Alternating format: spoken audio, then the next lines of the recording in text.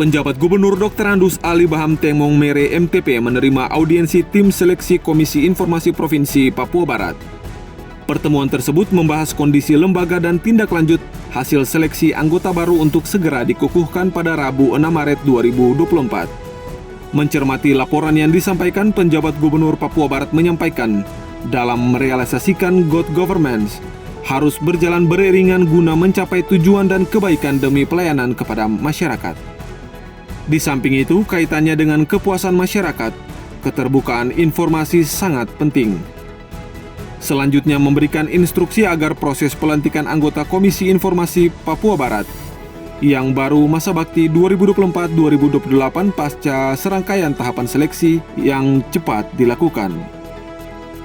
Prinsipnya itu adalah bagaimana semua itu bekerja sama supaya tujuan itu tercapai. Tujuan kita adalah bagaimana masyarakat sejahtera, ya, masyarakat sejahtera, sehingga perlu partisipasi, perlu transparansi, kemudian account-nya perlu dipertanggungjawabkan, yang bisa dihitung. Account itu kan sebenarnya akuntansi. Nah, oleh karena itu tentunya bagaimana agar pemerintah itu dalam kaitan dengan pelayanan publik yang dilaksanakan itu terdapat kepuasan oleh masyarakat, yang juga kemudian ombudsman melakukan penilaian, maka tentunya salah satu juga adalah harus transparansi, keterbukaan informasi. Kalau kita terbuka informasi, termasuk adalah penilaian kepuasan itu, kepuasan konsumen, kepuasan publik itu. Di Dinas Kominfo tentunya ini bagian dari tugas yang harus dilaksanakan. Ya, saya minta untuk segera lembaganya, institusinya, personilnya, dan strukturnya, dan kemudian kira-kira apa yang kemudian bisa menunjang. Kepala Dinas Komunikasi Informatika Persandian dan Statistik Papua Barat, Frans P. Istia Esos MM melaporkan, sesuai ketentuan undang-undang pihaknya bertindak sebagai sekretariat serta memfasilitasi semua aktivitas KIP. Akan tetapi dalam pelaksanaannya Komisi Informasi Publik bersifat secara independen tanpa intervensi pemerintah.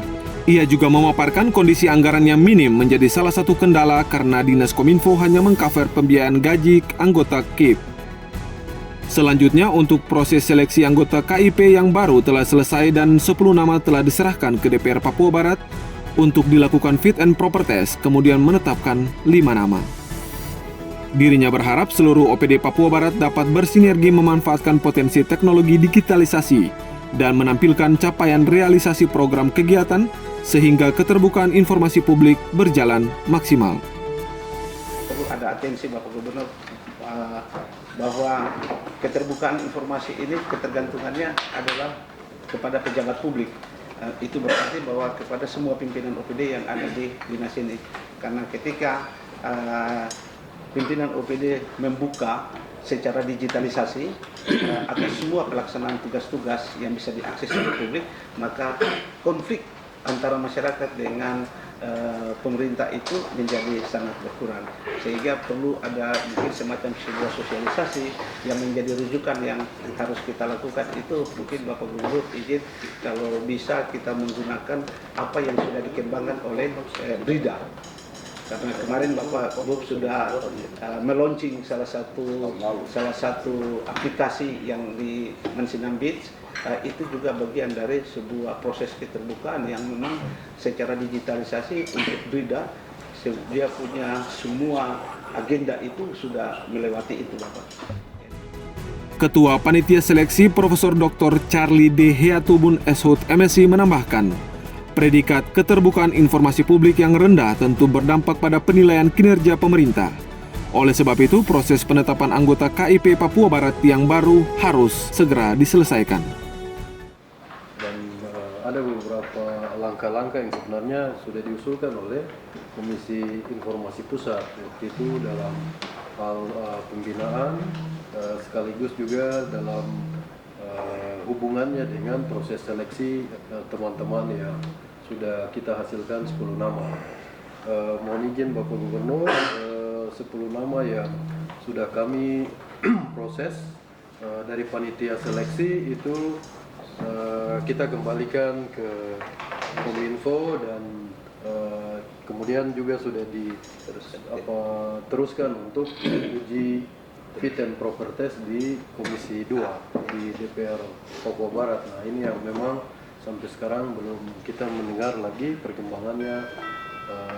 Mungkin saran kami mungkin lewat Pak Kadis bisa nanti mendapatkan petunjuk arahan dari Bapak Gubernur supaya ini bisa di fit and proper testnya bisa segera dilaksanakan dan kemudian 5 nama bisa segera dikukuhkan ya.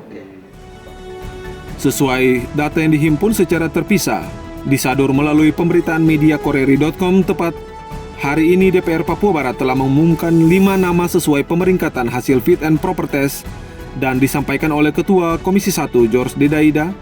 Adapun nama-nama di antaranya 1. Andi Sastra Beni Saragi, 2.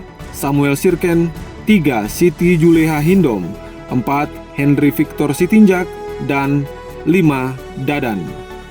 Dari Manokwari, Media Diskominfo Papua Barat melaporkan.